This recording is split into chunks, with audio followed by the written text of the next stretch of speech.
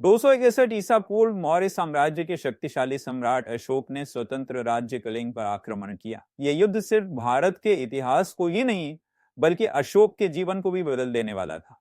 कलिंग का युद्ध किसी साधारण लड़ाई जैसा नहीं था। कलिंग के लोग अपनी भूमि की रक्षा के लिए प्राणों की बाजी लगा रहे थे। पुरुष, महिलाएं, यहां तक कि बच्चे भी मौर्य सेना की विशाल ताकत के सामने डटकर खड़े थे। पर जीत की कीमत बहुत भारी थी। इस युद्ध में 1 लाख से भी अधिक सैनिकों और निर्दोष लोगों की जान चली गई और हजारों को बंदी बना लिया गया। युद्ध के बाद भूमि तबाह हो चुकी थी और कभी निडर योद्धा रहे अशोक को अपने विजय की भयानक तस्वीर सामने देखने को मिली। इस विनाश को देखकर अशोक के दिल और दिमाग में गहरा परिवर्तन आया। वो सम्राट जो कभी सिर्फ जीत और शक्ति का भूखा था, अब अपने द्वारा किए गए रक्तपात और विनाश को देख स्तब्ध रह गया।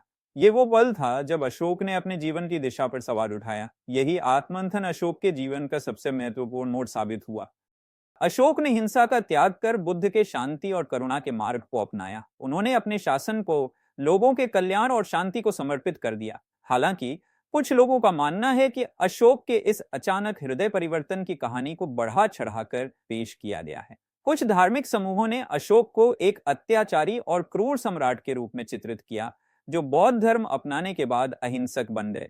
श्रीलंकाई परंपरा के अनुसार अशोक ने अपने शासनकाल के 8वें वर्ष से पहले ही बौद्ध धर्म अपना लिया था। चौथे वर्ष में बौद्ध धर्म को पूरी तरह से अपना चुके थे और 5वें से 7वें वर्ष के बीच उन्होंने 84 बिहार बौद्ध मठ बनवाए थे। बौद्ध किंवदंतियों में कहीं भी कलिंग युद्ध का जिक्र नहीं मिलता।